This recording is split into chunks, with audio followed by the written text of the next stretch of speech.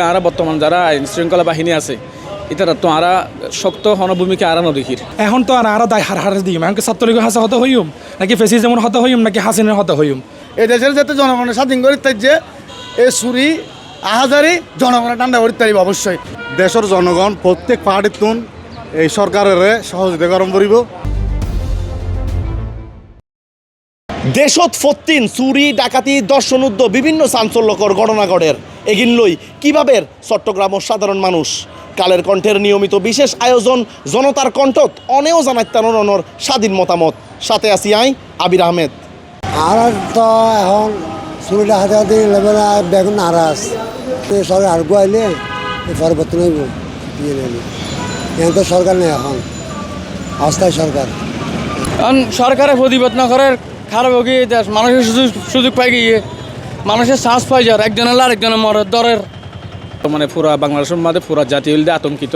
বাংলাদেশের মাঝে যেন স্বাধীনতা ফিরে পাইলাম যেন আর একটা বড় আশ্বাস বইয়াছিলাম, কিন্তু বর্তমানে গত 8-10 দিন ধরে হইতে আর আবার কারণ স্বাধীন আর হারাই ফেলে খুব বেশি আর আতঙ্কিতর মধ্যে আছি। যেন গরত গলি ট্রেনের মাঝে গাড়ির মাঝে এবং দোয়ানের মাঝে সরাসরি সাদানা ফাইনের সরাসরি গুলি মারের চুরি দিয়ে আঘাত গড়ের অনেকে মারা যার গই। এরপরে তারপরেও দেখি আর বর্তমান যারা আইন শৃঙ্খলা বাহিনী আছে এটা তো আরা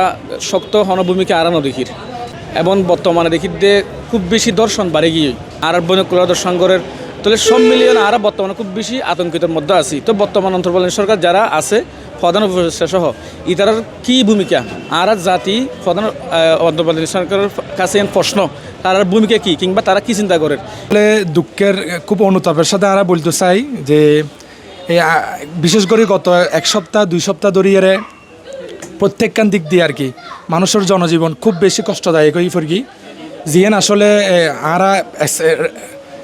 আর আশাবাদী নোয়াছিলাম 5 আগস্টের পরে 5 আগস্টের আগে যেগিন হইতো যেগিন ফেসিজমের হারণে ফেসিজমের যারা ছেলা আছিল ছাত্রলীগ নামে হন আরও বিভিন্ন নামে হন ইতারা হারণে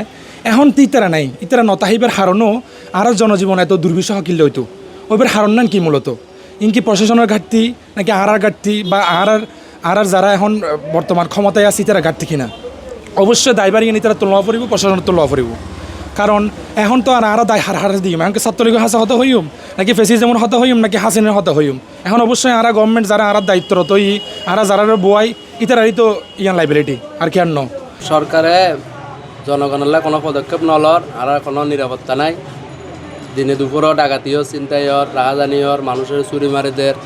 তারপর মানে সর্বক্ষেত্রে আর নিরাপত্তাহীনতা ভুগির সরকারের নিজের চিন্তায় আছে আর কোনো ইয়াই নলর স্টেপও নলর আর কোনো রকম কোনোভাবেই আর কোনো সাপোর্ট নতে উপদেশটা কোনোভাবে যোগ্য ন ও সোজা সাজা মানুষ আজকে নামাজ কালাম পর ওরা নামাজ কালামত দিবলন দরকার তো আইন শৃঙ্খলাও যোগ্য ন ওর দিয়ে হয় কাম হইতো না এগুলো আরও যোগ্য ব্যক্তি লাগবে। যে দেশের মধ্যে বিভিন্ন ধরনের এই চুরি রাহাজারি চিন্তায় দিনদূর যে মানুষের কবাই মারি ফেলার বনশ্রী মোহাম্মদপুর এটা যে মারামারি কিনর এখান কিন্তু আর আগে এরকম প্রকাশ্যে ওই কিন্তু এরকম প্রকাশ্যে নয়। তবে এখন কিনলে ওর এই সরকারের কাছে আনাতুন জানিবার একটা প্রশ্ন লইয়ে আর সাধারণ মানুষ সাইডে আর শান্তির ঘুম দেবেন লাই দেশান স্বাধীন করছে ব্যাকে মিলিয়ে নেয়, কিন্তু আর এখন স্বাধীন হওয়ার পরে যে এরকম রাস্তার মধ্যে ওপেনলি এরকম মানুষেরও খবন আর সাথে সরকারের পদক্ষেপ ব্লক সরকারে এখান জরুরিভাবে সরকার যদি ব্যর্থ হয়ে থাকে তাহলে সরকারে জনগণের হাত সারি দক জনগণই গড়ি তাইব এই দেশের যাতে জনগণের স্বাধীন করি তাই যে এই চুরি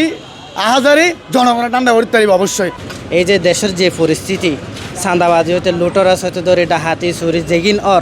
ইনার মনে হতে সরকার এনে চাই থেকে মানুষ গরব গিয়ে এরকম করে ফেলা রেখে কোনো রকম পদক্ষেপ নলর। এই যে পুলিশ হলের মতো চাই থেকে কোনো সাক্ষাৎ কিছু নাই এটার কোনো মানুষের নদরেরও